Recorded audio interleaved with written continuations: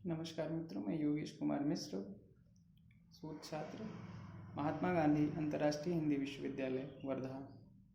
आज हम एक ऐसे साहित्यकार के बारे में बात करेंगे जिसने अपने संपूर्ण जीवन को कलम के साथ बिताया और उसकी पहचान उसकी कलम में निहित है। कलम की ताकत से उसने हिंदी साहित्य पर अपना साम्राज्य स्थापित किया। यदि उसे हिंदी साहित्य में कलम का सम्राट कहा जाए तो अतिशयोक्ति न होगी। मुंशी प्रेमचंद ने अपनी कलम के ताकत से समाज को निर्देशित करने का कार्य किया।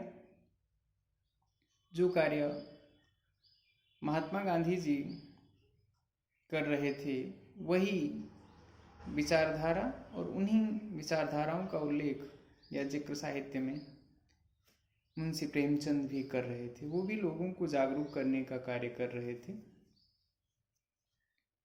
विधाओं की विविधता भले ही उनके यहाँ न हो, मुख्यतः कथाकार के रूप में ही वे समाज के समक्ष आते हैं, साहित्य में अपनी पहचान बनाते हैं, लेकिन विषय की विविधताएं उनके यहाँ पूर्ण रूपेण देखने को मिलेंगी।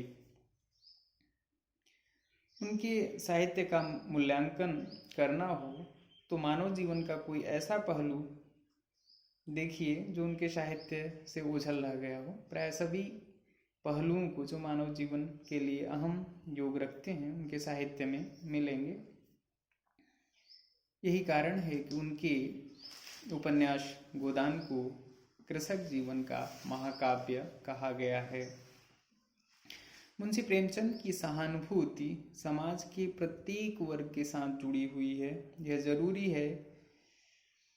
यह जरूर है कि वे आशावादी रचनाकार हैं, जिससे उनके ऊपर आदर्शवादी होने का आरोप लग जाता है, लेकिन समय के साथ उन्होंने इस चीज को भी महसूस किया और यथार्थ की ओर लगातार अग्रसर होते रहे हैं। लेकिन सच यह भी है कि यथार्थ के नाम पर उन्होंने समाज के घिनौने और विकृत रूपों का साहित्य में चित्रण करने का प्रयास नहीं किया है। उन्होंने समाज को वही दिया जो देने योग्य था, जो ग्रहण करने योग्य था।